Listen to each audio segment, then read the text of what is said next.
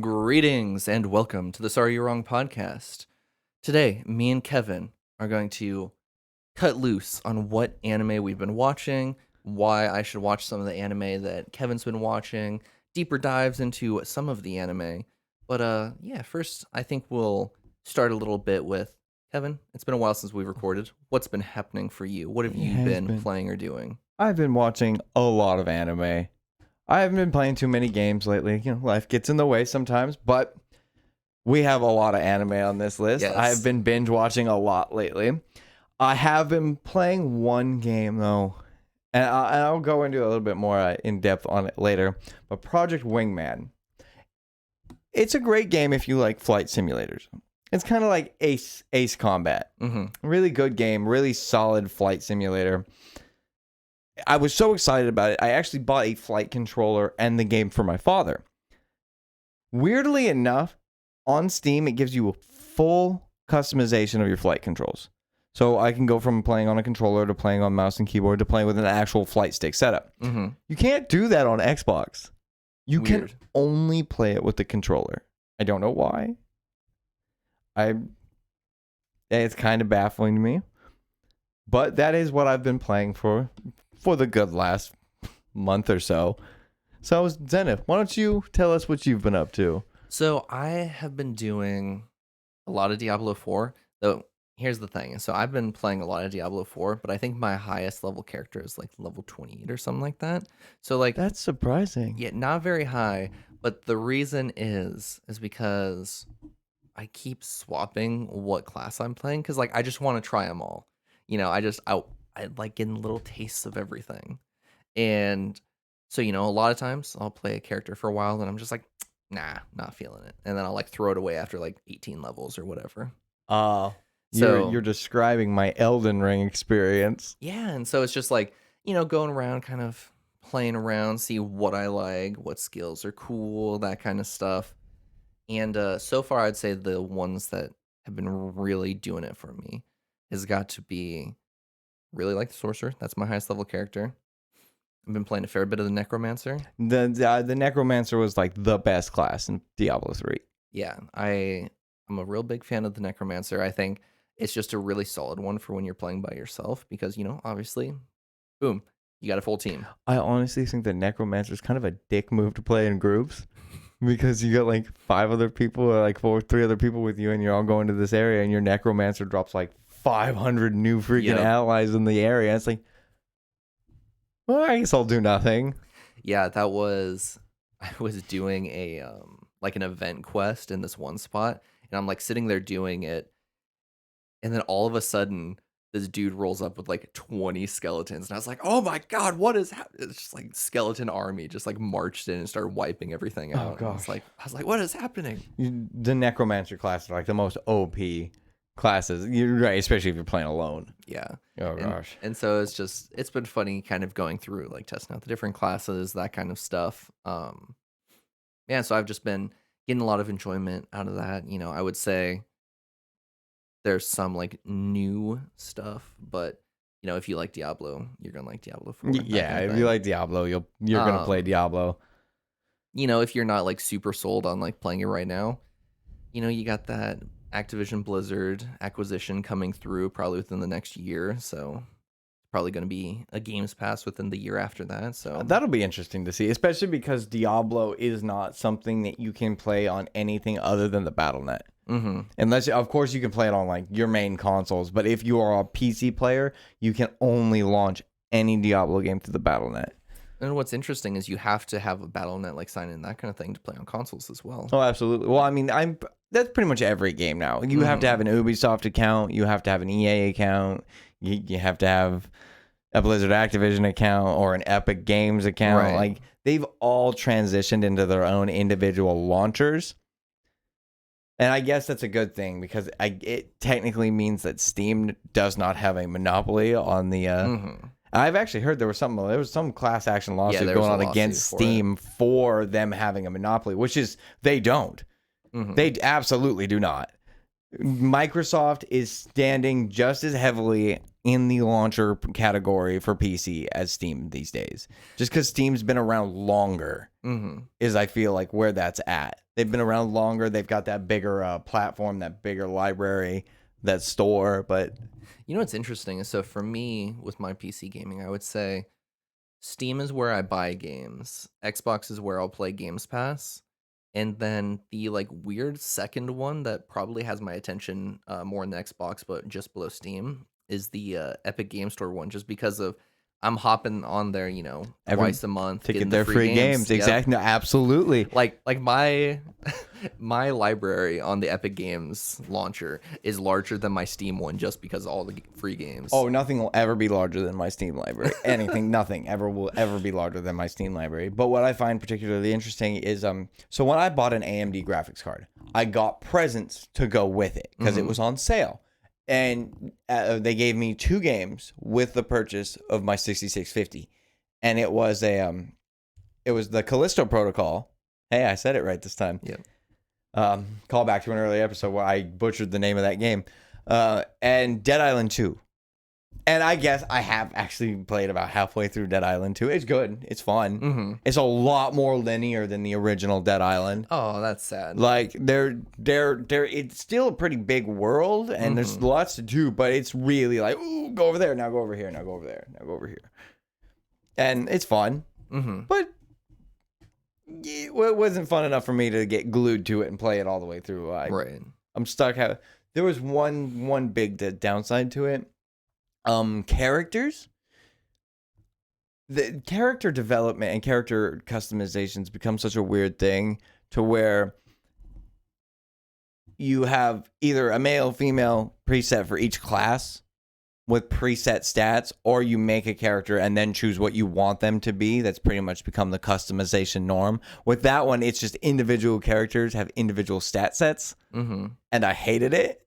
Because that means I have to choose a character not by which character I like, but which stat set each character has. Yeah, I remember that being an issue with the first Dead Island too. It was like, do you want to play as the quarterback and get his like throwing star ability, or did you want to play as, I think it was like the ex bouncer or whatever. It was just the big dude who like could go into like the rage and just like. And even the characters don't even align directly with that kind of stereotype, which makes it even more interesting. Like the person I unfortunately had to choose was one with a mixture of strength and endurance, which is just this random punk rock Scottish girl. I don't know how her skills directly relate to who her character is in any way. Yeah, that's definitely an interesting one. It was definitely odd. So on top of that, I also have been watching a fair bit of anime, and I'd say the one that I've been doing the most of is I've been reading a lot of manga. But the thing is I haven't finished any manga. Like I've been sitting here and I'll get like 60, 80, chapters in, and then I'll be like, oh, what's this manga? And then like start reading this other one. Mangas are so hard to finish, which I guess a little honorable mention here. One of my favorite manga things Zenith actually recently showed me is going to become a show. Yep. And I'm really excited about it. It's called Solo Leveling. I didn't even manage to get all the way through the manga simply because I had to read it on my phone. And that's a weird way to read manga. Yeah.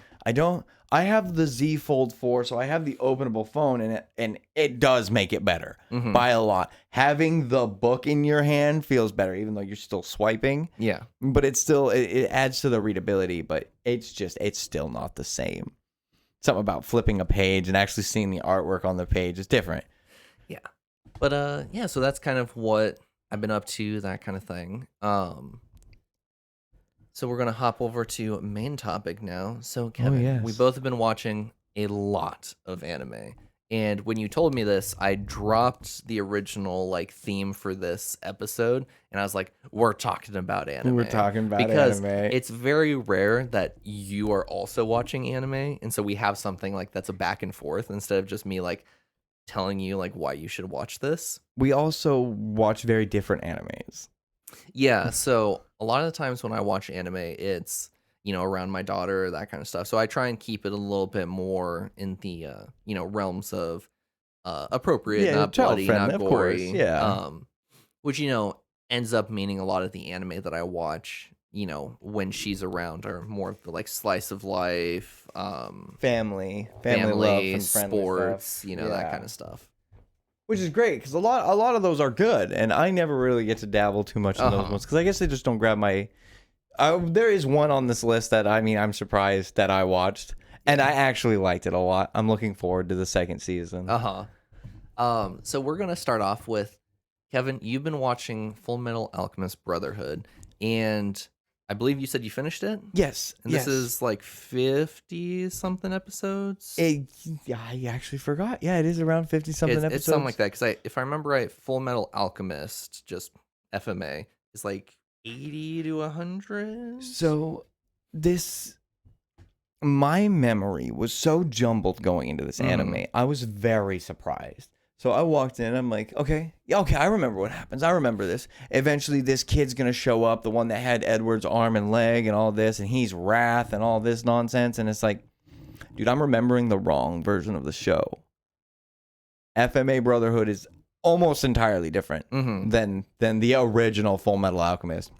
They sped ahead of the anime and kind of ruined it. And that's why there's two versions of the show and why Brotherhood is the actual version of the show. Right, because it sticks a lot closer to the manga vision it is that the the manga. author had. Yeah, it is actually, I think, pretty much just a drawn out version of the actual manga. And it's really good. It's one of the best, in my opinion, of all time, simply because it's so iconic and so everybody's seen it. Everybody's probably seen that T-shirt that's been going around for a while that's got the Dragon Ball Z with the little girl and the dog. Big Brother. Yep. Yeah, it's one of those weird ones because like I have tried to watch both just regular Full Metal Alchemist and Full Metal Alchemist Brotherhood so many times, and it just hits that weird spot where it's not necessarily like short and focused enough to be like one of the, like other ones on our list where it's like, okay, there's the 12, the 24 episodes, that kind of thing. Yeah. But it's also not one of those ones where it's like, okay, it can kind of be on in the background. You don't need to pay super attention to like a Fairy Tale or a One Piece or that kind of thing where it's like there's hundreds of episodes. And so it falls in this like weird category to where I've like never finished it because of it like sits in this weird place. I will say there are no 100+ episode animes on this list. I personally do not watch them because I can't stand filler episodes. So a lot of the ones that I've watched are really straight to the point. One specific one on this list that I just want to talk about personally because it is probably my favorite anime of all time, and I just rewatched it. And I know you haven't seen it, and it's one of the, it's sad too because it's like I'm sitting here, it's like it's just almost family friendly. Right. It's an incredibly wholesome anime, but there are some fan servicey moments. And it's like there's no direct, you can't really see anything, but there's some really skimpy outfits, and it's like, well, yeah, it's definitely I really wish if they had gotten rid of that one aspect of the show, it would have been on an entirely family friendly show. But we'll get there when I explain it more. But every single episode is very deliberate. There is no filler episodes. There's no nonsense. Every episode tells a part of the story exactly as it's supposed to, that leads up to its inevitable conclusion. Those are what I like.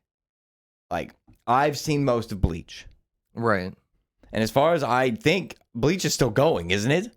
Or did they finally end that? So what I think happened, I think Bleach hit an end because they're like, okay, we're, like at a point with the manga where, they didn't want to pull a, FMA where they went beyond. Yeah. And so I believe it has just within the last year restarted back up with the newest arc. Because like that's too much. That's way too much.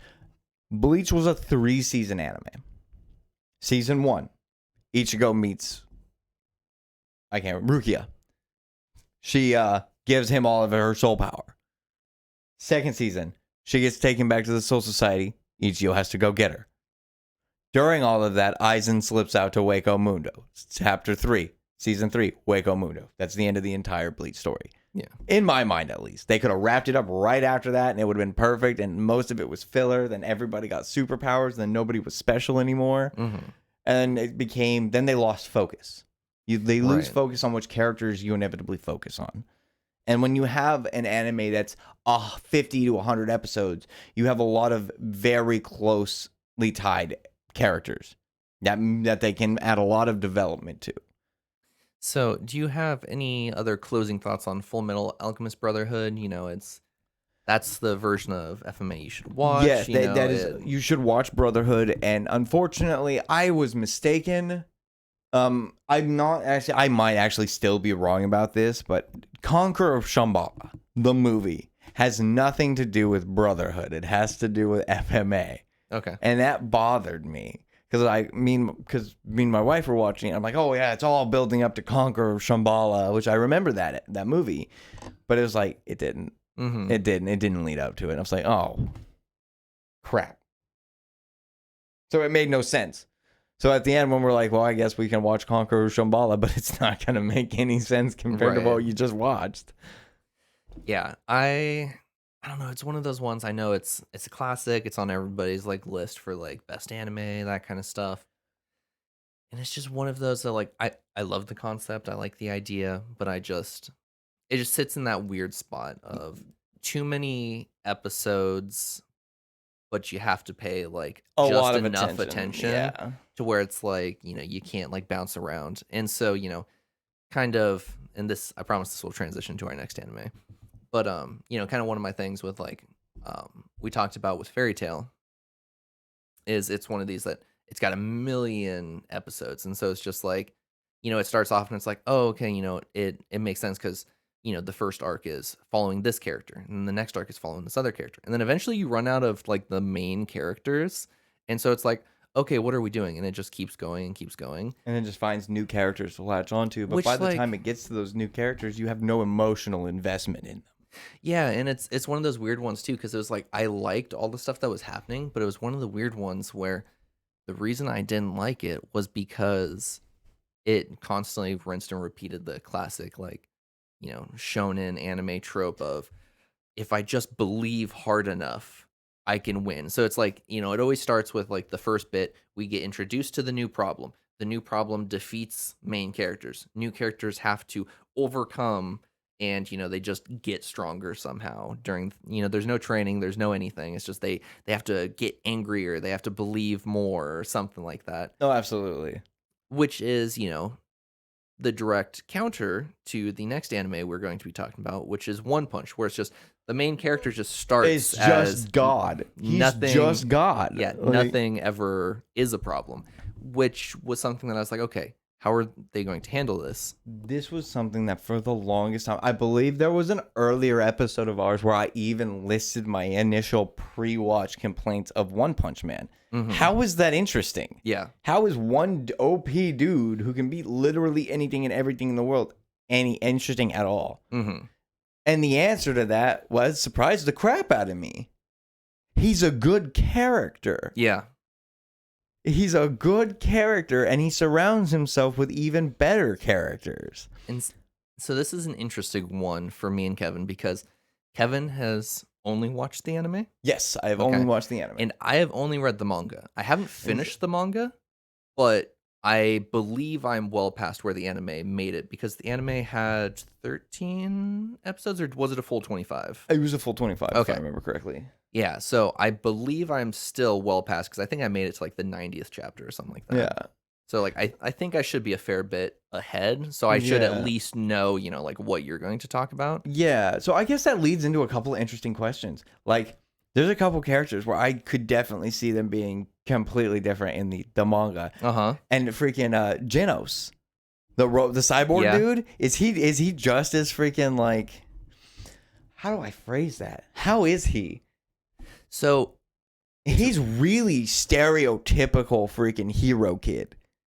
So it is so interesting because so one of the big things about this like why I was so excited to talk to you about the anime versus the manga is so when I told my younger brother that I was reading this, he was like, "Oh, I've always wanted to watch it, but I'm not really into comedies and it feels like it's too much of a comedy for is. me." It's so much of a comedy. Which is interesting because reading the manga, like I would say it has like that like sprinkle of comedy, but like it is not a comedy like the manga. Really? Like Genos, I feel like is a great example of. So from stuff I've seen about the anime, he's kind of a comedic relief character almost. Like he he's like this very dopey character that is like, oh yes, master, you know, like show me this, master, you know, like train me, master, you know, like he. It's a little tropey with that, but I wouldn't say that's not a trait that showers his Okay. character. And you see, this is one of the things I do like about the anime is, yes, I will put it in the comedy category, Mm-hmm. but at the same time, I also kind of wouldn't, Right. because it's not. As a matter of fact, I will highlight just the like, I think it was the third opening sequence for it. And it's the very, very end of the opening sequence. And it's One Punch Man just punch up to the sky. Mm-hmm. And he's got the serious anime art style. Yeah. But then right at the very, very last second before it cuts out to start the show, goes, and he turns into the funny looking guy. Mm-hmm. And that's a really good representation of the show. Right. Because he is very serious. He is a very serious person. Every issue that all of these people have are very serious. It's all life or death, Mhm. all the time. It's so heavy all the time. And like, for instance, King. King is such a good character. Mm-hmm. King is one of my favorite characters. And it's exactly that. It's how serious he is and how serious he isn't. Yes. And it highlights, and the fact that you're agreeing with me shows me how much the manga is probably similar to the show. Mhm. Because if King is the same, and King is one of the best highlighted characters in the series so far, because of who he is and how he became what he became. Yeah, I would say so. Something that's so starting off with Genos is one of the things that's so weird about his character is the fact that because he is a cyborg and he's not human, he is allowed to push himself and show how dangerous these monsters Yeah. are that they're fighting. And so like he gets killed basically a lot of times. And it's one of these where it's like he can be reckless and this kind of thing. And like it's one of those that I don't know so much in the anime, but in the manga, that's a struggle that he has like from the doctor that like helps him out is being like, dude, I know you're a cyborg, but you are still human. You need to You still have like, physical limitations. you can't push yourself like this. You know, like there are times where like he literally comes back as like a torso, part of a torso, an arm, and a head. You know, Yes. and he's like, Like when he took the acid bath. That Yeah. one was really bad. and it's just one of these where it's like he, you know, is this extremely serious character because he shows you how some people will take something so seriously and they will sacrifice everything. Right there was a beautiful difference between the show and the manga, though. You just said the doctor was always warning him about pushing himself too far. Mhm. That's not how he is in the anime. Interesting. No, he's pushing him to do more. Mm. Oh, well, why have you all of a sudden you're wanting to be a hero and you're no longer trying to find this cyborg that destroyed everybody? Well, why are you doing that? Well, Mhm. aren't you supposed to be doing this? Well, this is what you're supposed to be doing. Yeah, see, it's so interesting because in the manga, the doctor is the opposite of that. He's like, hey, like you're kind of figuring out who you are instead of you so much think of yourself as you are your revenge. Yes. You know, like you have made yourself the way you are so you can defeat him. And now you're kind of starting to be like, oh, you have this master that you're looking for strength and that kind of thing, but also, you know, hopefully a little bit of guidance, you know, and you start to understand what it is to be human. And so he like constantly is talking to him about like, hey, you know, like you have limits. You need to understand that. You need to know what your limits are because eventually you're going to push yourself to a point where you cannot come back. And so that's very interesting because I would in the never manga, have guessed that. in the anime, he's very distrustful of Saitama. Mm-hmm. Very like, who is this guy you're calling a master all of a sudden and following around everywhere? And he's like, you know, you need to be careful, but shouldn't you be focusing on the goal that we both set out to do? We both set out to, I turned you into a cyborg so you could find this cyborg. Yeah, it's so interesting because I would say that like so very early on in the manga, I would say the doctor's almost given up on finding the cyborg to where he is like he has almost come to peace with it, and he is more so going along with this to try and help Genos achieve peace. You see, because in the anime itself, Genos isn't even trying to find the cyborg anymore. That's so interesting. He's almost entirely given up on it. Yeah. Every time he sees a cyborg, he's like, "Oh, I'm gonna go deal with that." But that's it. Mhm. He is so enriched in Saitama and trying to be a hero Yeah. and trying to help people that he's almost surpassed the need for that revenge. It's still there. He still uses it as an excuse to continue to upgrade himself and be stronger, but it's not his overarching goal anymore. Right. His overarching goal at this point almost just seems to be, what is Saitama? What is Master? How can I be that powerful? Because it came down to that one moment where they were like, stop BSing us. How are you that strong? Yeah. And he was like, oh, strength training. Yeah, the ridiculous 100 push-ups, 100 100 sit-ups, sit-ups, 100 squats, 10 kilometers a day. which what was it? I think it was like what was 10 kilometers? 5 miles. Yeah, it was like Because a 5K is 3 miles. yeah, Yeah. so it was like just about It's 6. just about 6 miles. Yeah. Yeah, okay. Yeah, I was gonna say, I was like, it wasn't even anything like crazy. Yeah, it's nothing. That's nothing crazy. A 6 mile run it's a hefty run, but Right, like I would do that like on a light day when I did cross country. yeah, that's what I'm saying. Like And- 6 miles is nothing. And so they're sitting there like, that's basic strength training. Right, Shut up. that's very normal stuff. Well, one of my favorite freaking scenes in it so far was Carnage Kabuto. This is how Gino's got his S ranking, because he annihilated an entire building. Yes. Well, I figured it would just be easier to take it out before we even went in. Why go in if we can just eliminate the whole building? Huh. Saitama was just... I think you took that a little too far, man. Like, we could have at least seen what they wanted. Uh-huh. And that was like the like evolution people. Yeah. Yeah, and then they go to that's- Carnage Kabuto, Uh-huh.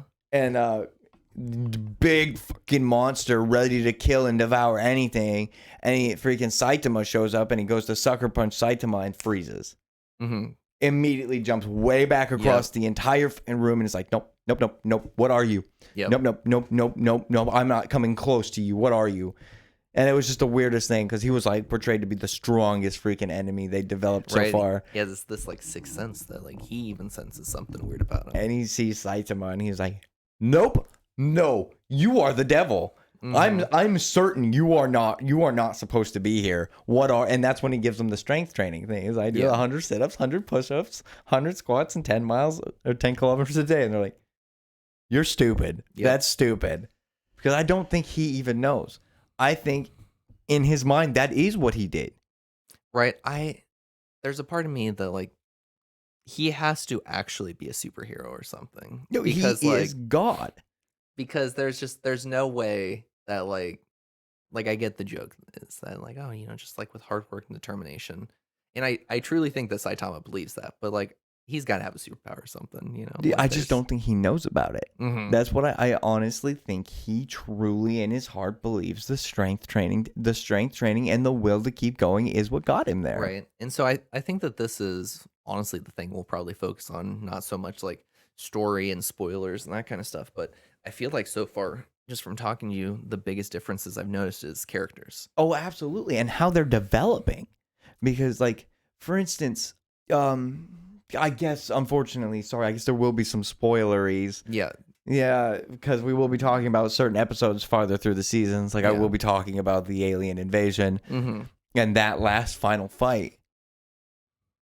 Is that where they end the season? That's where they ended the end wow. of season 2. That is much earlier than I thought. We just finished that fight, and he just decimated that dude. Mm-hmm. Although, I have to point out, I want to know if it's true in the manga too. Did it take more than one punch? It took 2 punches in the manga. So, or in the anime. So in the manga, the first punch he destroys his suit, and then the second punch he destroys. him. Yeah, because he destroyed the suit, and then he was like, "You fool! You just destroyed the thing containing all of my power." Uh-huh. And then he just unleashes hell on Saitama that does nothing. Yeah. It just does nothing.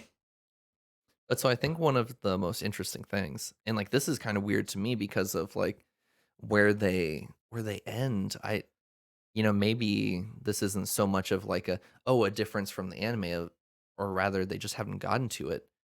But like I feel like especially after that fight, it really starts to go to show, like one of the biggest like things about Saitama's character is he is horribly depressed. Yes, he's incredibly depressed, but it's his friendships that start developing through the series that start raising him. That is why I think King is so important. Yeah, King is hands down the most important person in Yes. Saitama's life. He is the perfect opposite of Saitama. Mm-hmm. Saitama has like all of this. I don't want to say he has all this confidence. No, he has all this power. Yeah, he has all this power and he understands what his power means. And so he kind of has this confidence. Whereas like King very much, he has no confidence and he just like, honestly, I wouldn't be surprised. I'm gonna say King has a superpower and it's luck. No, King has a superpower and it's unluck. Thing is, it's so weird. He's the ultimate bad guy magnet. And that's just it. And Saitama's so okay with that he's like, I'm just gonna give him half the credit. Yeah. Because personal glory means nothing to Saitama. Yeah. Which is why he can be where he is. It is his true, undying, selfless nature. I'm just a guy who's a hero for fun. Mm-hmm. Like, that's it. Like, I will say in somewhere in the back of my mind, I was like, he went bald. Radiation something. Yeah, they're gonna make him like Superman. He got irradiated, and like that's why he has no hair anymore. But that's a really good show. I enjoyed the hell out of it. I'm really looking forward to season 3 and to seeing the continued character growth of all of these people. Mm-hmm. Like, there were some people that are even off to the side that were great, like the Cobra guy, the teacher, the A-rank hero, who just puts himself in situations where he knows he's gonna die. He knows he will not win. But if it helps buy 1 second for one other person, like, I'm amazed at how hero-y all the heroes are. Is the bike hero in the anime? God, yes. Momin Rider is so good. I love the character of Momin Rider. In the manga, he very much is how you described the teacher guy. I would say the teacher guy, he shows up, and if he's needed, he really does. But like, if he's there, but you're right. It is like, Momin Rider's definitely the better. Momin Rider, he just like he can get his face. I would say smashed. He is the one who has the superpower of unluck. Because like, my God, this dude, he just like he just always is there to get his shit fucked up. He has the superpower of unyielding courage. Yes. He has unyielding courage. Nothing can waver his resolve, and it does not matter what you have aimed at him. He will ride through it. And what I think is amazing is, so, we talked about how King is a very important character for Saitama, but I think that he looks at, you said it was Momin Rider? Momin Rider. And he looks at him and he's like, that's the kind of hero I want to be. Yes. He almost like, he's so powerful that other people look up to him, but everybody else has the character traits he wants, so he looks up to them. Yes. So like, just some questions about the anime really fast. In the anime, have we been introduced to the top A rank person? Who was the top A rank? He's kind of like a celebrity dude. Oh my gosh, yes. I hate him. The Mask, the celebrity, the model, the actor, I forgot his name. It starts with an A. Yeah, why don't you like him? What? Yeah, why don't you like him? He's a prick. He literally talks about fucking letting people die just to freaking get a better shot of things. He does not care. I mean, he might care in a way that they're trying to disguise, but literally, he shows up at the end of things, right when freaking everybody's either about to win, and then fucking takes it out and like, see how great I am and how much you guys suck? Like, he views Saitama as nothing but a bug. See, this is so interesting. And so it's also one of those that, I don't know in the anime, but in the manga, I have no idea what his power is. No, we don't know either. Okay. Yeah, we have no idea what his ability is. Yeah, I think his ability is charisma. I mean, he's strong. He's strong and fast. We've gotten at least a little glimpse of that. So in the manga, his whole thing, why he is the top of A rank, is so they talk about he would be in the top 5 of S rank.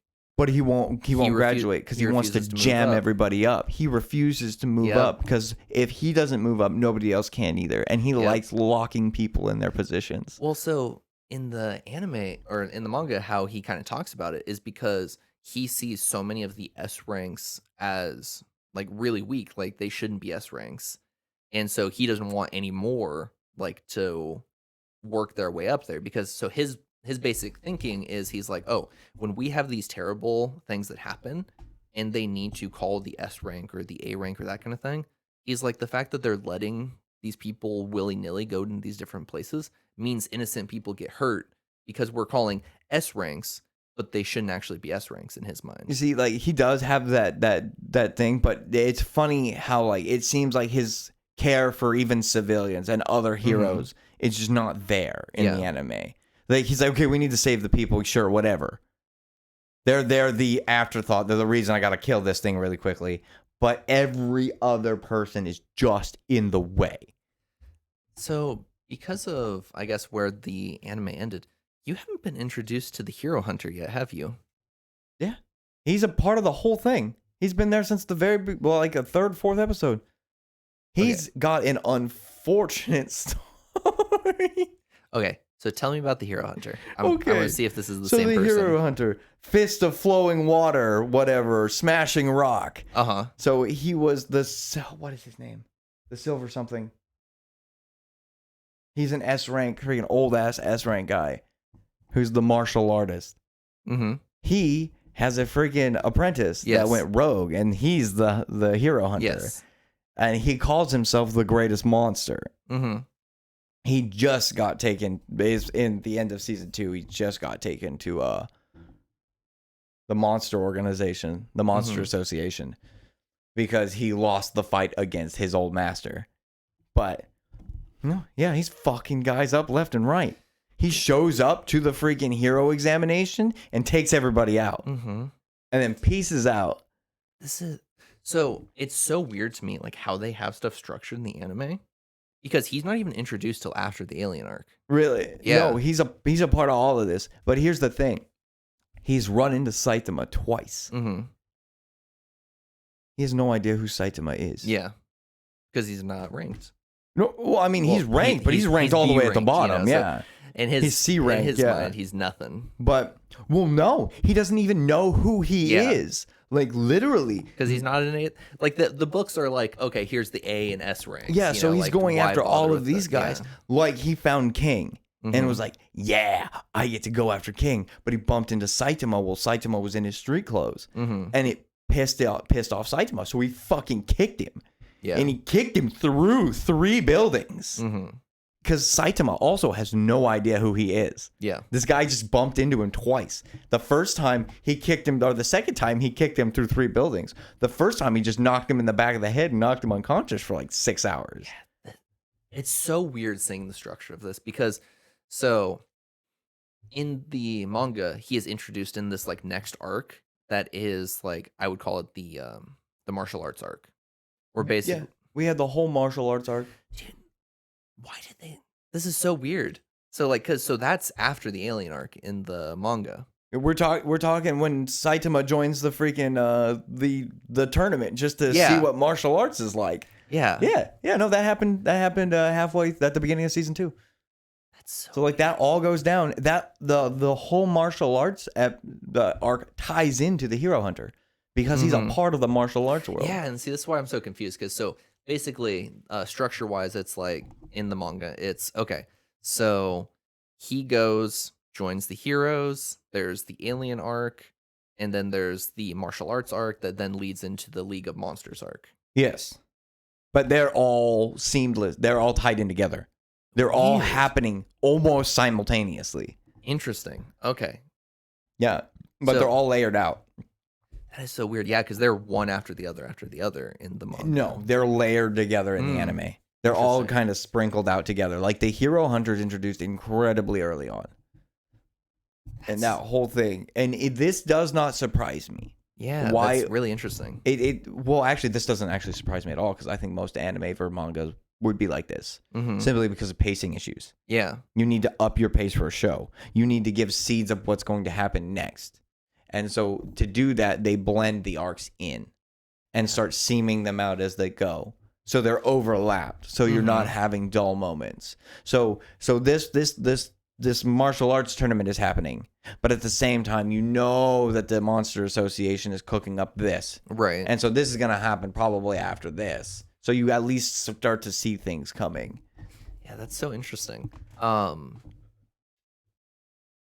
feel like we could do a lot of topic on.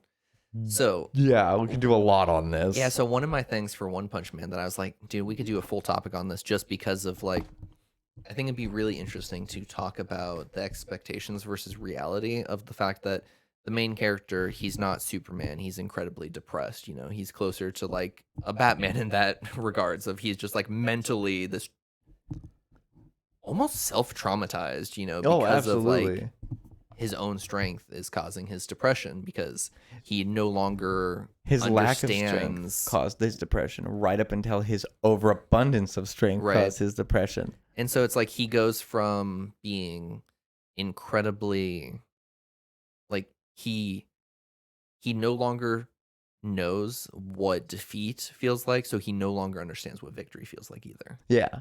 And so he has this just horrible depression. Then you have King, who, you know, is this incredibly wise person who has all these responsibilities and that kind of stuff thrust upon him, but also doesn't really want it, but doesn't want to let anybody down, so refuses to like not take it. Yeah, so he refuses to tell the truth.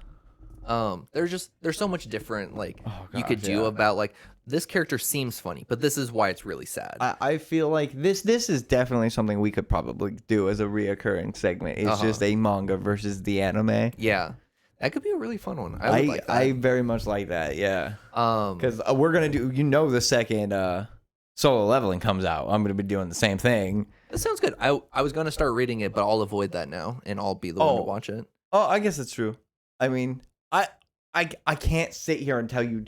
Honestly, I'd say read it. Okay. Absolutely read it, because then both of us can have an expectation, right, and we can discuss the differences as like, this is really interesting and we should do more of this, but every now and again we should both have the same understanding. So talking about expectations going into one, Spy Family. Okay. I fell into a show hole. Everybody's been there. You watch a really good show and you have no idea what to watch next. Yeah, you just got that depression. You want to know what's really funny? What? Is the first 3 shows you threw up on our board for the day are the exact order in how I watched them. That's funny. So I watched FMA Brotherhood, fell into the show hole. No idea what to watch next. We saw One Punch Man. I was like, okay, why not? We'll give it a shot. I loved it. I ended up loving it. We ended up watching it all the way through, and we finished it. I'm like, what's next? So we pulled 2 animes, and we decided to watch the first 2 episodes of both. It was Spy Family and Chainsaw Man. Oof. I have not yet been back to the Chainsaw Man. I might not get there. You know, sorry, you're wrong opinion. Chainsaw Man, not good. I don't think we have differing opinions on that, Zenith. Yeah, no, that's not good. I mean, just for the audience in general, like not, Chainsaw Man, very hyped up. I'm just gonna say it, not good. Good. No, it's like, okay. Past the spoiler, I guess, for the first 2 episodes, past the little chainsaw creature dying, who gives a shit? Well, and see, this is one of those that I want to go and read the manga because my biggest difficulty with Chainsaw Man, like as I watched it, was I felt like the pacing was terrible. I'll give you that. I just felt like nothing was happening. Or stuff would happen. And it's like, why do I care about this? That's it. They tried to develop this beginning character that was overwhelmingly depressing, and it didn't work. He came across as disingenuous, and who gives a crap? Like he inherited his debt. Now he's got to do this, or they're gonna kill him. And it's like, well, why do I feel bad for a character? And I mean, don't get me wrong. Why do I feel bad for a character that has no will to do anything better? But then he's like, oh, but I have this nice, decent life now, and I'm okay. And I'm all of a sudden sitting there going, this is a ripoff of Tokyo Ghoul. He's also just like an incredibly like horny character. Yes. Oh, just, I forgot about the horny. He's just, dude. It never stops. It's so so bad. bad. That's his entire character motivation. Is the horny Is for just the lady. horniness because people keep promising him like, oh hey, you win this fight or you do this thing and like you can touch my boob or that kind of stuff. And he's like, It's so oh, bad. Yeah. It's so bad. It's not a good show. They said it was the first 2 episodes of Spy Family and the first 2 episodes of Chainsaw Man, and we ended up watching Spy Family. And you know what? I would pick Spy Family over Chainsaw Man just for the fucking intro and outro because my god, are they bops? I'll give you that. I will say there are 2. The opening for freaking One Punch Man, way better. Mm-hmm. And the opening for the last one on my list, which again, top 1 anime of all time, has the best opening score, and they don't change it. Mm-hmm. It's the same through the entire series. Yeah. And that makes me really happy. But anyways, Spy Family. What were your Family. expectations Yeah. going into it? I didn't have any. I was like, okay, this is a QT anime, and I have no expectations for it. This is not going to be a good one, but it might be interesting enough to watch. We start. He's James Bond. He's a wannabe James Bond. He's every spy trope that has ever existed ever. The fake mask that he can put on in 30 seconds and be anyone at any time. He's anywhere. He's the ultimate spy. Okay. And then they went from the ultimate spy and they turned it into the pacifier, which I don't know if you ever saw that movie. Oh yeah. They turned it into the pacifier. So that's interesting. And the one thing about it, then they made the girl psychic. Fucking love it. And I'm like, okay, so she knows everything. Yep. She knows absolutely everything, Twilight. She knows what you're doing. And then they find the mom. She's scary. Right? Like I love Anya's simultaneous awe and fear of the mom. Oh god. She's just like, I just love the situations. Yes. Like, holy crap. They did that whole thing for Anya where they rented out that castle and they got all the other fucking spies. And I love how they phrased it too. He sent it into HQ as a freaking immediate, vital for the survival of humanity mission. Send everyone now. It's going to be a gunfight from hell. Everybody shows up. Okay, I just need you guys to play along for a little bit. Yep. And then by the end of it, every agent was so happy that they got to take part in it. Nobody gave a shit. Right. Except for the expense report at the end of that episode. It's such an incredibly like wholesome anime, but like it also. But in that exact episode, they got the mom, since she got drunk, to play along and be the bad guy. And so the minute she was like, oh, I gotta play the bad guy, and she starts fighting Lloyd. Yeah. And Lloyd's inner monologue is like, what is this? What is happening? She's gonna kill me. No. Oh my God, she's gonna kill me. I can't win this. There's no way. And then it ends, and for some reason, Lloyd's just like, I'm gonna forget about that. Dude, she can cut down trees with a punch. She almost killed you, and you know how to fight. Right. You're not going to question this? But I mean, she does play it off as a ditzy, like, well, I raised my brother and I really needed to know self-defense. But it's like, the dodgeball episode, man. The dodgeball episode. So good. So good. I love Damien. I love him and his little cronies. I love the elementary school romance between Anya and It's just like it has so much memeable moments. oh, and like me and Laura we'll be like walking past each other like in the house or whatever, and we'll just go, ooh, elegance. wait, no, you have to wait for her to do something, just like a catch something while it's falling, and just be like, pure elegance. Yeah. Oh god, that guy. There's something wrong. It's so good. Although, so good. he reminds me of a character from a cartoon growing up, and I don't know if you ever watched Foster's Home for Imaginary Friends. I've watched some of it, very little. Oh, that is so sad. Okay. So the Foster's home itself is run by a little old lady and her imaginary friend, who is a very proper long mustached bunny man. Okay, yep. I remember this character. That's exactly who he reminds me of. That is not proper etiquette. That's exactly. It's so funny. So how I got started on Spy Family was it basically blew up the internet. I was seeing memes, screenshots, just it was all over the place. Like you couldn't go into a subreddit without like seeing or like just on anything. Like people were just like posting like images and pictures and just It's so interesting. Is like I do not have any form of social media. I don't. It's toxic, so I don't deal with it. Zenith here handles all of our YouTube stuff. Yeah. Because I just don't. But I have the studio. He has the technical skill. And so I never heard of half of these things. Yeah. So like most of my nerdy news comes from my YouTube and Zenith. So like that's where I get a lot of it. And so like I just found it on Hulu. Yeah.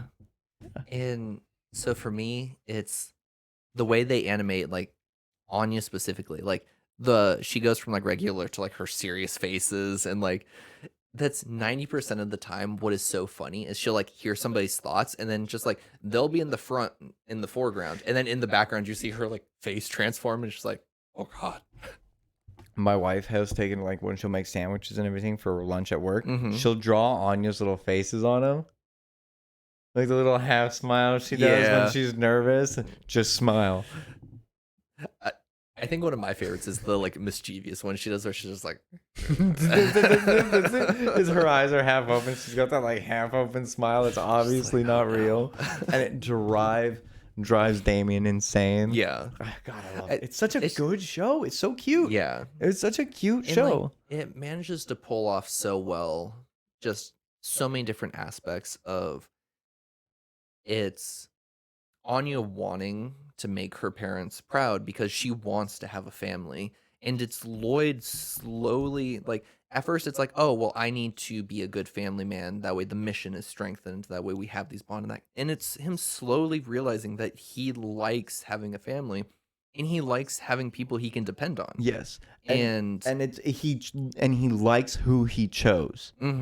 Like there was that whole episode where or a couple episodes where his old partner tries to take that spot. Like tries to horn in on it and he's like, and I can't remember her name, Yoko? I think so. Yeah, was really nervous about that. Was really nervous about losing her position in the family because of the whole secret police thing. Or it was Yor, yes. And because she was really nervous about losing her position in the family because if she does, then the secret police will notice that she's not married and there's a lot of sketchy things about her life, and so she's really freaking out about it. And Lloyd wasn't at all. Yeah. Like, Lloyd was so steadfast in the, no, you're going to go away and leave my family alone. Like, what are you talking about? My family's already here. There's no chance I'm going to change that. And in his mind, he sits there and justifies it. Like, oh, well, if I get married a second time, that's going to raise a lot of concerns. Right. But in reality, he just doesn't want to. And it's that same thing with, like, you know, watching both Lloyd and Yor actually starting to fall for each other beyond just like the cover. It's so interesting because you have so many family dynamics of like you have, even though Yor isn't that much newer than Lloyd, the adoptive new mother and like her relationship with Anya is really beautiful to watch. I love how they both take care of her. Yeah, it's really good. It shows so many different like aspects of a family dynamic, while also being, you know, a kind of silly, you know, like over the top anime. I really appreciate and how they use the certain character trait negatives. Like there was one big episode where Yor felt like she was going to get kicked out of the family because she couldn't cook. And so she goes over to her friend's house every night to learn how to cook. Yep. And she just dices up her hands and fucks herself up and all of this. But they don't tell you that for the first few nights she was going to do it. So when she comes home and she's all cut up and Lloyd's like, I wonder what's going on with her. Yeah. We're all sitting there going, well, well, she was killing people. Yep. We know what she was doing, but that's not what she was doing at all. Mm-hmm. Like, and I loved that misdirection for that character, that little bump in character development. Because let's be honest, 90% of the intriguing part of any show is how each character grows from situation to situation. Yeah. If your characters don't grow, you're gonna get Cal Kestis in the Force or in the Jedi Fallen Order. Yeah. Blank and boring. Don't get me wrong. I'll give a yay on Fallen Order, or not Fallen Order, Jedi Survivor. They fixed a lot of that. But so before we move on to the next one, I want to give a special like shout out to the episode where they are going to the zoo and he has to pretend he has an upset stomach. So he's gone for like 6 hours of them being at the zoo, and yours just like, it was my cooking. that's why I killed him. That's why she learned to cook. I It's love just- that. It's just such a It's such fucking good ridiculous. show. God, I'm not even really a fan of the more cutesier animes, but I love that show, and that's another one I'm really looking forward to the second Yep. season. So I think because we're going to have quite the talk on Tokyo Ghoul, so I say we go to Gurren Lagann next. That way you can sell me on it. I guess this is the very first time I was actually going to replace my Steam segment with a for once. I'm going to sell you an anime. All right, let's this do is it. going to be a dishwashing anime for you. And this is also your shonen trope from hell because the fighting spirit is what this is all about. Okay. It also isn't. So they explain later on what that is. Okay. You start off in a little village underground with a little kid named Simon. And Simon is drilling. He's drilling through the dirt. And he explains to you that his village lives underground. As far as he's ever known, they've always lived underground. Mm-hmm. And he's a part of a special group of the village that build tunnels so that the villages can expand. Because the villages experience earthquakes and collapses all the time. That's how Simon's parents died. And so he's an orphan that just drills. And he drills for his foreman because his foreman will, they give him mole steaks. And so the more they drill, the more they get treated. And so he really likes the mole steaks, so he always does exceptionally well.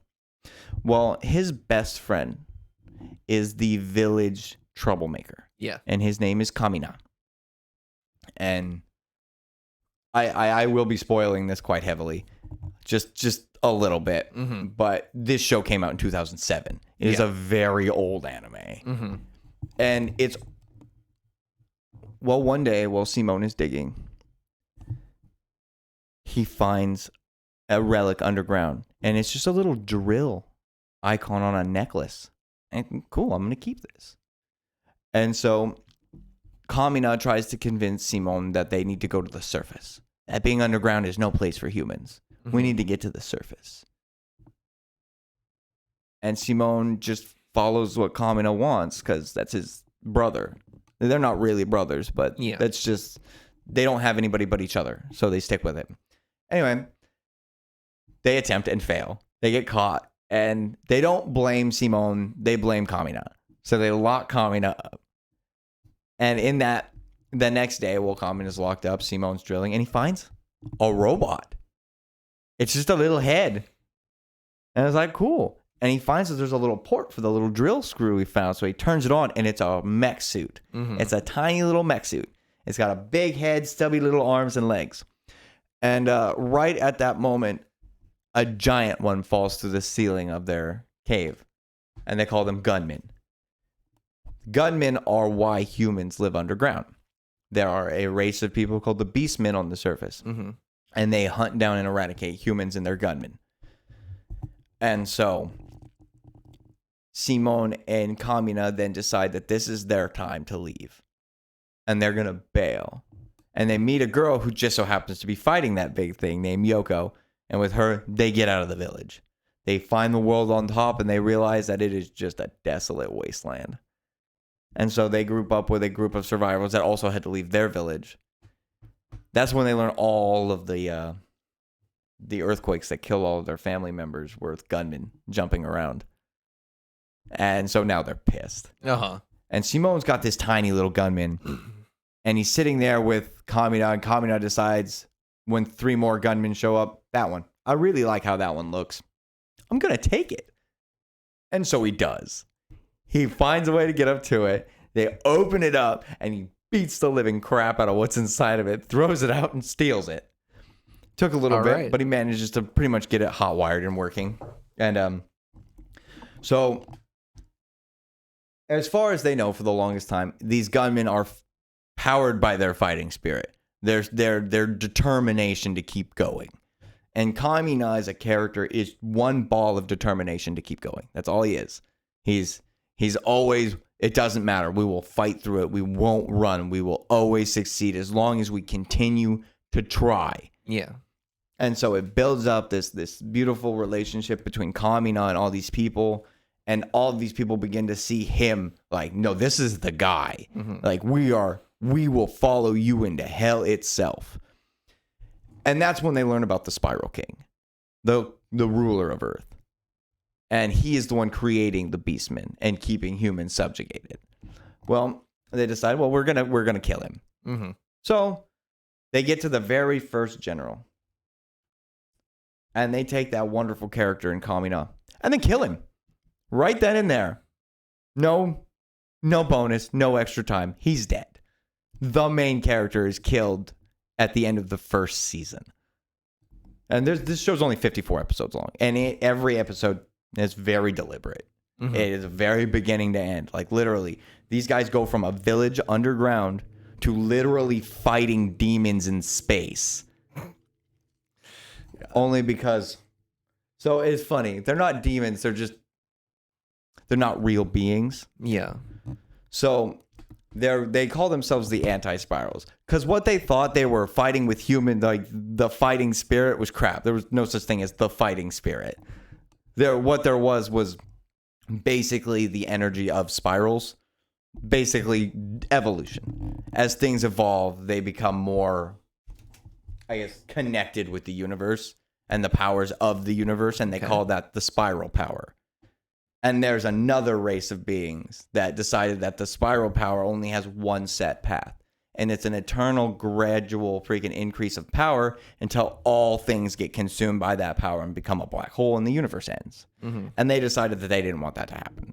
So they decided to eliminate all spiral beings.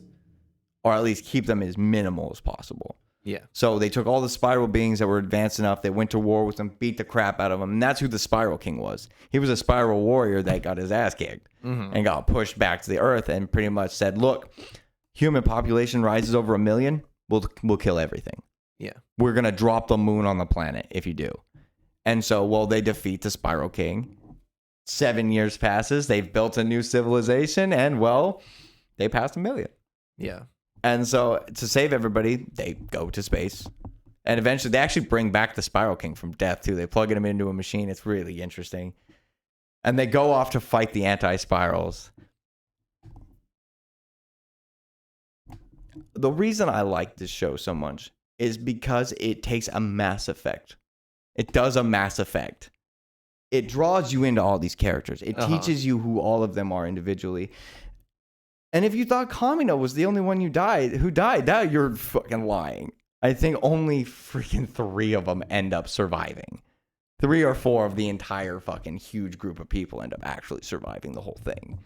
And it's so sad and so heart-wrenching. And it's such a good story because it's 54 episodes of pure character development. They dumped everything into who these characters were, how each death affects them individually. Because, like, there's an anime trope where their friend dies and they take that as an experience to step up and be better. Yes. That's not what happened here. Simone loses Kamina and spirals out into the worst depression humanly imaginable. And like, he does not care. He's ready to die. He locks himself in a room and he won't interact with any other people. And so like, he takes a real human approach to loss. And that's what I like about the show is they take a real human, your real emotions to situations, and they portray it very well. So it's one of those anime where like it's really wholesome, even though there's a lot of fighting. There's most of the fighting takes place in giant mech suits, so it's almost like watching Gundam. In the later seasons, they are Gundams. I don't care. They're Gundams. they advance them, so they're all mech suits with guns and pistols and stuff like that. It's like it advances real quick. Like, once they managed to stop the moon from crashing into the Earth, they just realized that it was an actual spaceship. And the real moon had been hidden behind it the whole time. It's Damn real it. tropey. But God damn it. at the time, these tropes hadn't really been established yet. We hid the moon. They hid the moon. They hid the moon and replaced it with a giant, basically, well, it was the Spiral King's flagship, and rigged it to crash into the planet. Oh, you see, this is one of the most beautiful things about anime, is because no matter how much I sit here and describe the show, it sounds ridiculous, and it is ridiculous. I Because heard you like the moon, so I put a moon in front of your moon. yeah, I heard you like the moon, so we put a moon in front of your moon so you can moon when you moon. And so you can still moon after we destroy you. But like, it all comes down to like, because it's all is just blown up and ridiculous. But then like when it boils down to the real problems that everybody's actually fighting for, they're pretty realistic causes. Uh-huh. Like, at the end of it, when you're looking at the anti-spirals, who are like, yeah, we were an entire race of being that we're all in homeostasis now. We froze ourselves to stop evolution and basically turned ourselves into an AI. Basically is what they did. Mm-hmm. And because they knew if they continued to evolve, they would continue to be greedy. And if they continued to be greedy, they'd destroy everything. Yeah. And they know and it's funny. So by the end of it, you're like, who's the good guy and who's the bad guy? Who cares? At least the fight's pretty. Right. But that leads us to the anime we will probably have a lot to discuss. Yeah, so this is one that... So originally, the last episode, I said this was the anime that I was going to talk about during Zenith's Awesome Anime segment, and it's getting moved up to a main segment because me and Kevin both wanted to talk about it. And we're Yes. talking about the first 2 seasons of Tokyo Ghoul because I started watching part of the 3rd season. I kind of fell off of it. I think that... That is good. I've seen all of Tokyo Ghoul, so that is a good line to stop at. So We're it's just... stopping at the second season. It's one of those where I have very strong opinions about stuff that continue on past where they should have ended. And, a lot of times stuff ends before it should have. But another one of my famous ones is I get into a lot of arguments with people about Supernatural should have ended at the end of, I think it was the 3rd season, where they planned to end it, and then it just got so popular that they brought it back. You want to hear something crazy? What? Sorry, you're wrong. It shouldn't have been aired to begin with. It was a terrible show.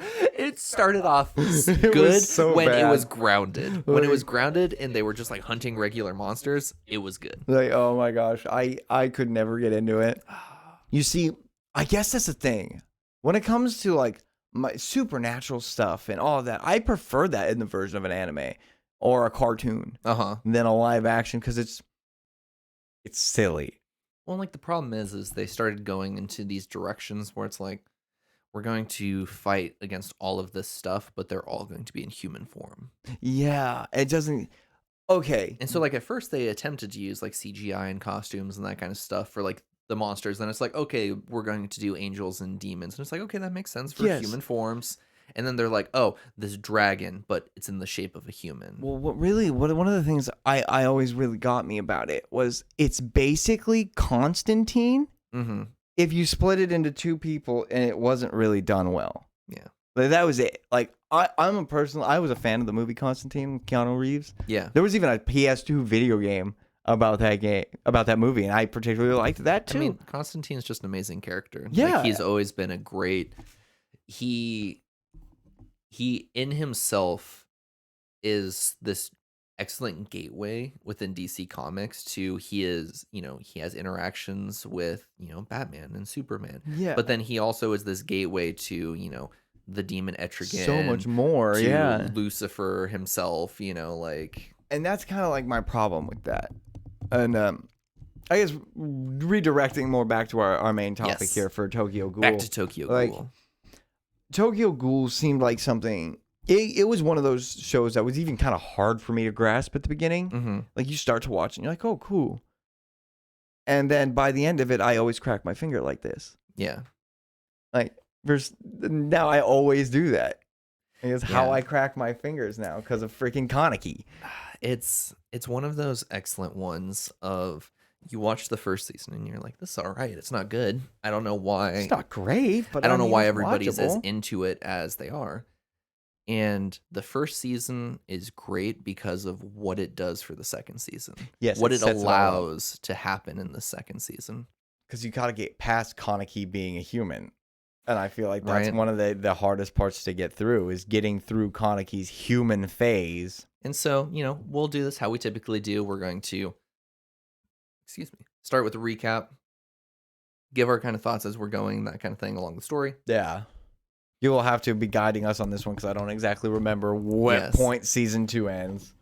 Yeah, so we start with a character who is very timid, very classic anime fashion of this character who is not really much of it, or not even anime, just typical He's the story hero character. He's the hero story trope. That's it. You see, because we can boil a lot down to what an anime trope is, and but let's be honest here. Every main story following the basic hero story will start with that timid character. Yep, you have a timid character who has greatness thrust upon him, and he doesn't necessarily want it. And so, in regards to Tokyo Ghoul, it is you have this very timid, like bookie character who just enjoys sipping coffee, reading books, and he has a crush on this girl that goes to the cafe that he goes to, and eventually, they go on a date, and he's like, "Oh, this is cool," and they like the same author and that kind of stuff. Only problem is she is a ghoul, which in the world of Tokyo Ghoul are these kind of parallel evolution kind of Yeah. to humans, where it's kind of like a zombies, but if the zombies were evolutionarily inclined. right. I was gonna say it makes me feel very much like a vampire, but they consume the flesh as well. It's not just the blood. Yeah, so it's kind of like a mixture of a zombie vampire situation. So they're not undead, but they're not exactly living things. Yeah, it's an interesting one because like if you want to go like mythology and like lore wise, a ghoul was like zombies created, or zombies were created by vampires to like guard the area that they inhabited and that kind of thing during the daytime. Blah blah blah blah blah. Whereas like ghouls are people who are raised who had a lot of times partaken in cannibalism or that kind of stuff. Yeah. And so they are like in this like weird like spot among the three. But in this, it's you just have humans and you have ghouls. And ghouls, do you remember the name of like the special thing they can like summon? I don't. They basically everybody has a special summon that they can do. And Yeah. it takes different forms and it can do different stuff. From some people having like a angel wing that can like throw blades, other people having like hentai tentacles that come out, other people have just like straight up like drills and that kind of thing. Yeah. And so it's kind of different depending on each person. They vary in strength and that kind of stuff. And so he is on this date with this lady. Turns out she is a ghoul. She goes to try and kill him. And another ghoul shows up when she is part of the way through. She's done some serious damage to him. She's basically impaled him at this point. Ripped open his stomach. Yep. Another ghoul has shown up. They get in a fight. And they're in a building that's currently being constructed on, and a bunch of the like metal like foundation like pillars fall on them. Yeah. And so they find her body crushed and they find him hurt. The other ghoul is nowhere to be seen. So they go in and they basically do an operation, and they're like, in order to save him, we're going to use some of her organs that survived to, make him okay.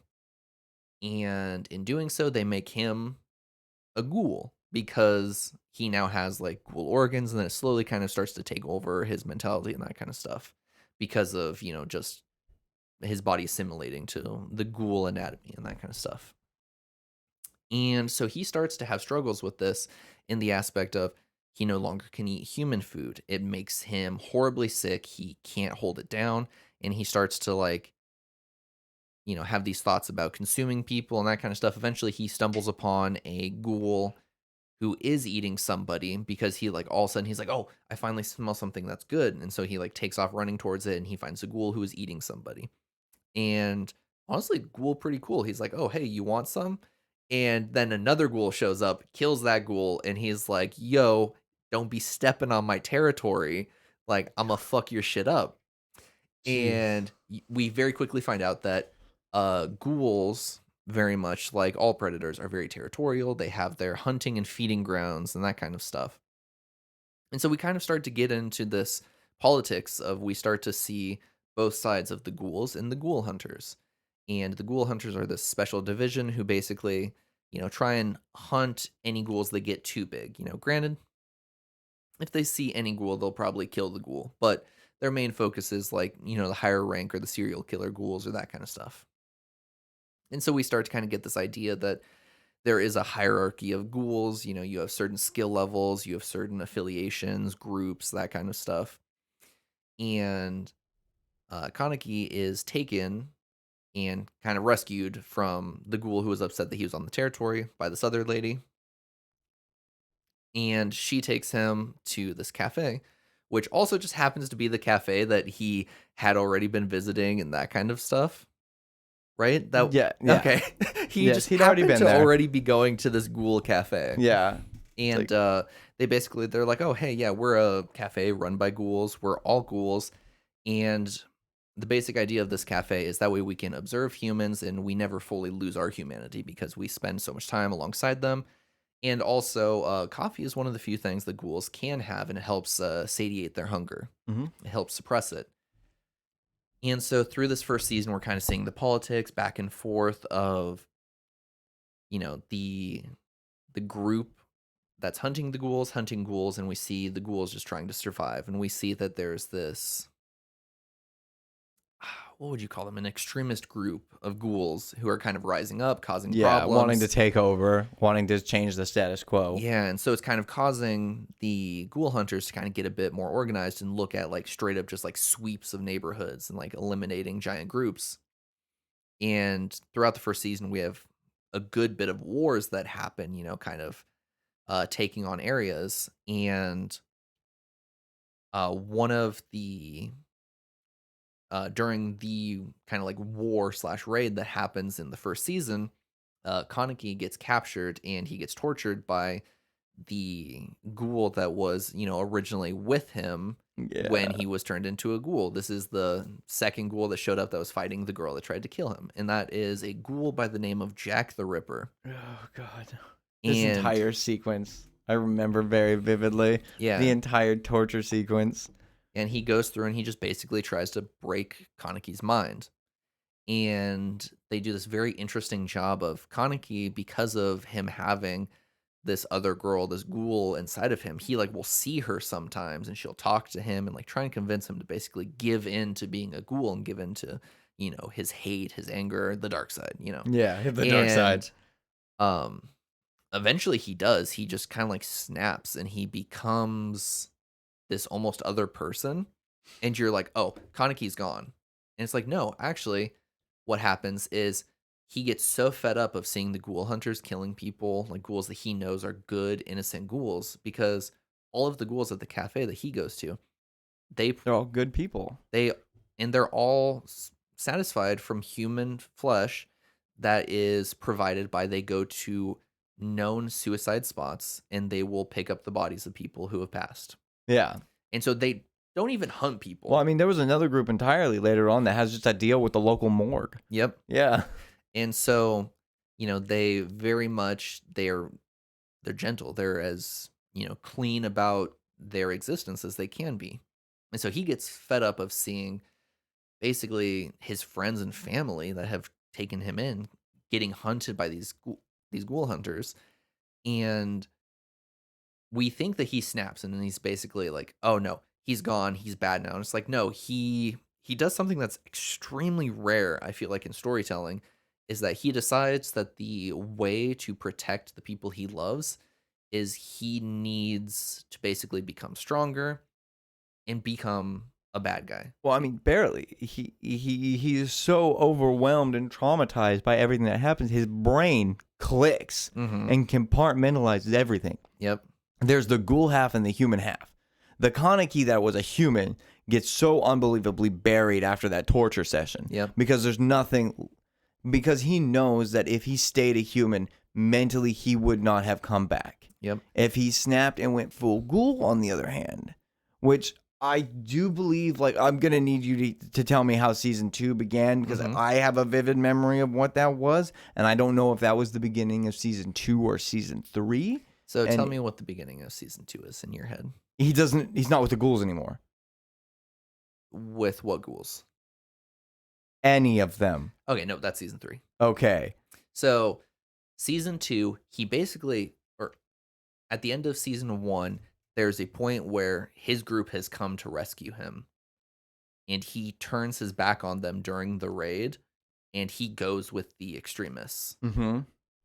And season 1 is Kaneki as a human. Season 2 is Kaneki as a ghoul. It is the story of Kaneki the ghoul, who is going through with this extremist group, um, like taking out ghoul hunters, breaking into the ghoul max prison and breaking out a bunch of really strong ghouls. Mm-hmm.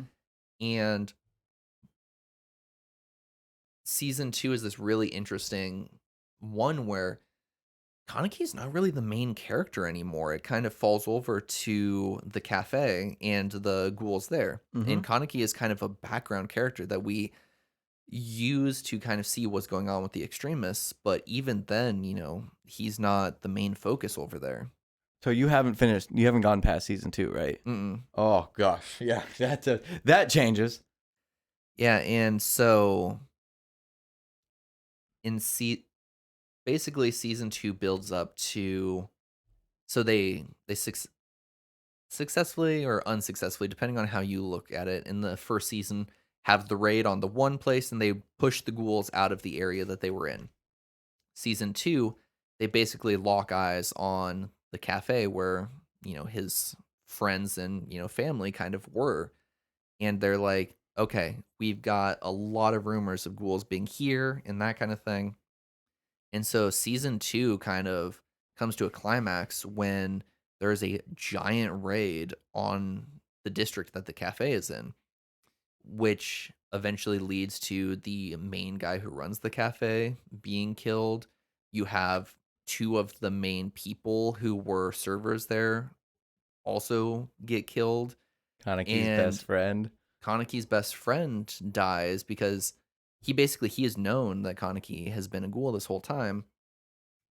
And he comes to try and save Kaneki. And in the process, he got mortally wounded. And so season 2 ends with Kaneki. And so, It ends with Kaneki eating his friend's face. no, no, luckily not. They do one of my favorite things that just media in general will do. They take the main theme and they play it slowly with piano instead of the guitar and that kind of thing. And Kaneki carries the body of his friend out of the cafe through the lines of ghouls and humans fighting until he eventually gets to like the super badass ghoul hunter. And it's like 4 or 5 minutes of him. It like no stop pans following him in this animation of him walking this body through the lines of fighting until he gets to like the main place, and then all of these all these spotlights just land on him, and that's where season 2 ends. Is you don't know if he survives, if he's dead. It's just Oh shit, never mind. I'm like, what are you talking about? Dude, you missed a huge piece of this. yeah. And so that's where season 2 ends, gosh. and that's where I wish it would have ended because I've watched some of season No. 3, Really? and it just You know what season 3 starts as? it starts as him being a ghoul hunter. And it's Yes. just- Absolutely. There's Kaneki the human, there's Kaneki the ghoul, and Kaneki the ghoul hunter. yeah, All three of them culminate into who Kaneki is. yeah, and it's a weird one though because like he's lost a lot of his memories, he's lost a lot of his power. He is And you said no, but no, yes, he ate his friend's face. During that sequence, he eats his friend's face. He gets pinned down. He's lost a lot of fucking blood, and he ends up eating his friend's face.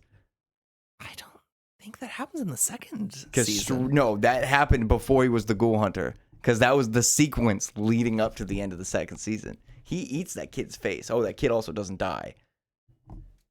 What the? Okay, Yeah. so So is that a flashback in the third season that he eats his face? Because I swear there's nothing like that in the I'm end gonna of the need to second look at it season. because I know for 100% fact because his friend is mortally wounded. They're hunched down in the cafe, and he's pretty much like, Kaneki's like, I'm not fucking strong enough to deal with this right now. Like I haven't eaten anything. I'm way too weak. Mhm. And his friends were like, well, I'm dying anyway, so you might. I never understood why he ate his face. But he comes back in later seasons. He's got a mask over 90% of his face Huh. because Kaneki ate it. Yeah. So Yeah. yeah, so that's where I wish it would have ended. I will say that the whole Ghoul Hunter Kaneki it wasn't as good. The whole thing wasn't as good because he didn't remember who he was. Right. There was no chance for character growth because he didn't know who he was. But all the character development happens when he remembers who he is. And that's when the most conflicted version of Kaneki comes out. Mhm. Because now he loves all of them. They're all of the people he cares about. It doesn't Right. matter what side of the war they're on anymore. He has seen every side of the war. And that's when he stops all of it. Yeah, and it's so disappointing because like just the end of the second season is so beautiful. Just him walking, carrying his buddy out, and just the theme that they have kept through this entire time, just slowly playing on piano as he's walking through the bloody snow. One little added piece of spoiler. This isn't this is for Gurren Lagann. That's how Gurren Lagann ended. Mm-hmm. So Gurren Lagann ended. Freaking Simon, he made the city. He freed the humans, and then he had to go free the humans again. Mm-hmm. And he was the leader, and unfortunately, he was reckless and got sentenced to death in his own freaking law. So before he does that, he ends up saving the world from the annihilation system and going off to fight the anti-spirals and coming back. And when he comes back, everybody's like, okay, what do we do now? And he laughs. And he takes the necklace off, pulls the drill off, and he looks at his friend Rocio, he found him in a village in the first season, and he tosses it. Rocio's been in charge for a while now, so he tosses him the drill and goes, dude, I'm done. Like, I'm out. It's your business now. Mm-hmm. And they're like, where are you going? He's like, I don't know.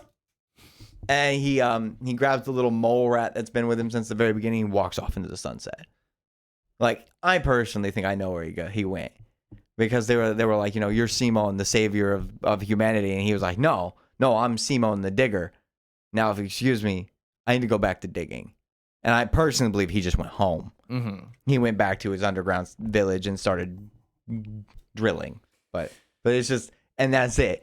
As he starts to walk away into the sunset, the main theme starts to play lightly over the background with a little bit of credits scrolling up the side. Yep, and that's.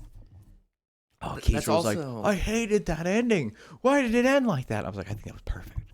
Yeah, it's just one of those that, like, I think there's something so special in anime when the credits scroll while it's still happening. Yeah. Because that's not something that happens. So when it happens, something. It is an appreciation of the people who have worked on it being like, we did it. One of the things I love, certain animes love to wrap everything up in this tidy little bow. And I believe this is a problem with a lot of storytelling in the modern ages because all of us expect everything to be wrapped up in some tidy little bow because we've been exposed to shows like The Simpsons and Family Guy for fucking decades to where that's it. It's the end of the show. Everything's okay. Everything goes back to normal. Yeah. So everybody has this freaking expectation of this bow being put on top of it and everything being wrapped up. But I don't think that's a good way to end anything. Mm-hmm. I believe a good way to end something is to let the people who loved it continue it themselves. Yes. Like that. When Kiichiro was sitting there, like, that was a terrible ending to Gurren Lagann. Like, why did he just walk off into the sunset like that? I'm like, because he walked off into the sunset for you to continue the story. Mm-hmm. Only you can continue the story from that point. What happens to Simon is in your head. That's why I have what I personally believe he did. He went home. He saved the world. He brought everything. He did exactly what he said he was going to do. He did exactly what his bro said he was going to do. Past that, he gets to relax. He gets to go back. And, like, that's why at the end of Tokyo Ghoul, I don't think that would have worked. It would not have worked. Because what's the ending there? He walks out into that crowd. Okay, he gets gunned down. Yep. He just gets blown away. He's either killed or Negates the entire story, meaning everything Kaneki did, every little piece of everything he left behind meant absolutely nothing. And I hate that. I would have liked. I think it would work perfectly for the fact that Kaneki all of a sudden popped back into from being Kaneki the Ghoul to Kaneki the Human at the very end, and he saw that everything, as far as he knew, everything he loved was gone, and like that's the reason why I'm assuming, without knowing, why he doesn't have any memory going into the third season. Is like I'm sure they did some procedure or whatever to suppress his I don't memory. exactly remember, But it's because of the trauma of like everything, as far as he knows, everything and everyone he loved is gone. Yeah. And so I could totally see him being like, hey, I didn't want his body to just burn here. I want you to be able to give his body back to his family. And also, like, if you kill me, whatever. Like, I think he fully was ready to die. He just didn't want his buddy's body to just be lost. I completely agree that he was fully ready to die. But just because the character's fully ready to die doesn't mean that the story's done with the character. Like, that's the thing. Some characters in some animes just exist to suffer. Yeah. And Kaneki's one of them. No matter what, Kaneki can give up. Kaneki can be done all he wants, but he doesn't get to. Yeah. He doesn't get that luxury. He'll never get that option because he's usable from every side. He was used by the ghoul resistance. Yeah. They manipulated him and twisted him into being this being. And as soon as they were all dead, the next person grabbed him and twisted him and manipulated him to be exactly what they wanted him to be. And I think that's the beauty in that story. It's because a lot of it isn't fluff.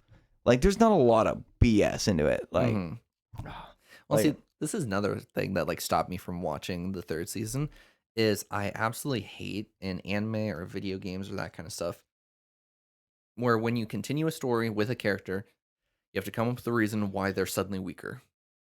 oh yeah, And I hate going into the third season What do of you the mean? anime They can after take- he has gotten so strong and him getting his ass kicked by random like B rank ghoul. You know, it's like fuck this shit, man. I can give you that. Like, there are certain freaking, like, he shouldn't have been weak. He shouldn't have been weak. He should have been strong.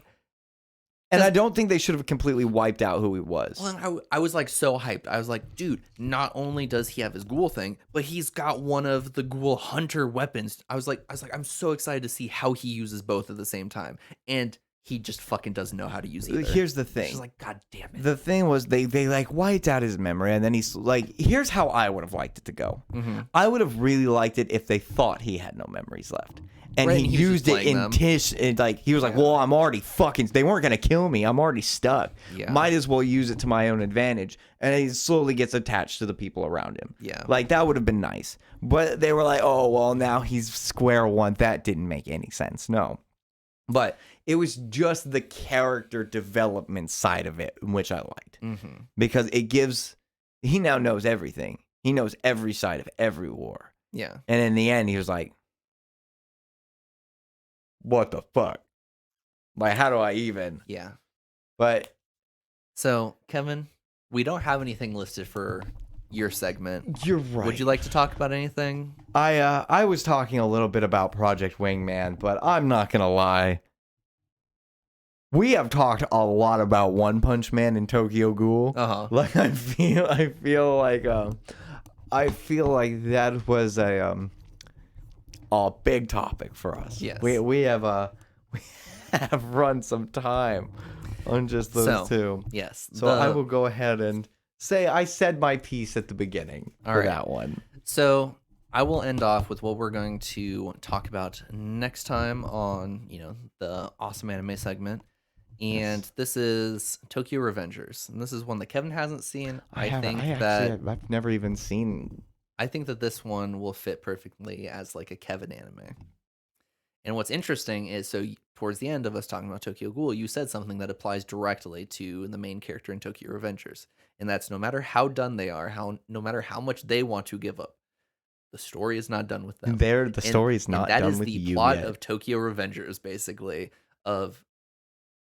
So the main character, and this is one of those that, like, this is why I say you need to watch this anime, is because it is one of the few anime that I absolutely hate the guts of the main character. Like, I think it's just such a shitty main character. I hate him. but they do such a good job of Really? all of the characters around him that it's like, fuck, I'll watch it for them. I'm What trying to think of like another show that I had that reaction to where I'm like, oh my god, I hate this guy. yeah, he is. So the theme song for the show is literally called Crybaby. And that is, what his character is like he is just this like really sad, pathetic character. And, we were talking, kind of jokingly about in One Punch Man, just like all the characters, like they're like stupid little superpowers and that kind of thing. No, yeah. If he was to have a superpower, it's the fact that he can get his ass kicked and he can get beat to a bloody pulp and he comes back. So he's Moment Rider. Yes. Yeah, so he's Moment Rider. And so my quick, spoiler-free synopsis or not synopsis, but why you should watch Tokyo Revengers, and we'll talk about it next week, is so there is a guy who his life has basically amounted to nothing, and he's sitting in his apartment one day and he sees on the TV that his high school girlfriend, the basically love of his life, has died. She died in basically this like gang war between two gangs, and somebody drove a van into a building and she was in the building and it killed her. And so he gets like super distraught. He's like, holy crap, and we think at first it's like, oh, he's going to get like isekai or that kind of thing because he gets shoved in front of a train all of a sudden. Oh shit, yeah. And it's like, oh, he's going to, like wake up some other thing, blah, blah, blah. And he gets moved, I think it's 11 years backwards in time. And so the anime is him trying to save her life by basically trying to change things in the past to prevent her from dying in the future. So it's a Groundhog's Day situation. Kind of. And so what it ends up being is and like this is, I guess, light spoilers, but so how the mechanics work is if he shakes hands with her brother, he goes back or forward in time depending on where he is. And it's always I can't remember if it's 11 or 10, but it's an exact number. And so like he will go backwards to that day or forward to that day. Oh, so it's always the exact day. And so as he spends time in the past, it moves the future forward too. So it's not like he's like jumping back to like this point. So he's adding things. Yeah, he's adding to both. Yeah. And so her brother, basically because of what happens, because the first time he ends up going back, he basically breaks down and tells her brother everything, like about the future. Yeah. And her brother believes him. And so he goes to school and becomes a detective, becomes a cop. That way he can try and save her in the future as well. And so he basically spends his entire time trying to go after these gangs. And so they're doing this like double working where when he goes back to the future, the brother's basically like, okay, this is everything that happened. We think that maybe this is connected to this because of this guy. And so you need to go super back. Interesting. I was sitting there when you were telling me that the brother was the contact point for going back and forth. My brain went for that's kind of unfortunate. Yeah. Because it's like it's almost like you have to insert yourself into this man's life and find your point to shake his hand. But the fact that he's in on all of it makes that way more interesting. And so he's like, like the brother is basically the one giving him the missions of like, hey, because, like in the past, these two had a falling out, and then this gang leader hooks up with this other guy who becomes his right-hand man, who is much more violent than the other guy that he fell out with, causing the gang to start to take over these other ones, and it like causes all this other stuff. And so he gets sent back, and he basically joins this gang and is trying to prevent them from going from just being like neighborhood kind of hoodlums to like a straight up actual gang who is like murdering and extorting people. Oh, geez. Yes. So it's really interesting because you get to kind of see the Yakuza, but like not really Yakuza. It's more like that street level gangs. Yeah. And so you get to see kind of like the, not even like organized crime, but like basically biker gangs of Japan, and how like the levels and, like you get like turf wars and you get ambushes and that kind of stuff. And so it is really interesting because of then you also adding the time element onto it of them trying to fix stuff. That'll be. You know what? We'll probably actually be discussing this one next week. Yeah, Because that sounds very. And I'm just about done with Claymore. Perfect. Yep. Like, I think it's a good anime. I think you guys will like it. And we'll just do the first season, and then we can do the second season at another time if you're like, okay, this is cool. Yeah, I will make one suggestion to you. Don't watch Claymore. Okay. Don't watch Claymore. That's sad. Yeah, it's I like it. Okay. It's got one of those jarry animation styles, though. And it's a little much. Okay. Well, that's been it for this episode. Yes. We will see you guys next time. Thank you for watching. Thank you. Have a wonderful time. Thank you for watching this video. If you enjoyed it, I'd appreciate if you liked, commented, subscribed, followed, all the things on all the platforms. I appreciate you watching this video. It truly does mean a lot to me, and I hope to see you in the next video.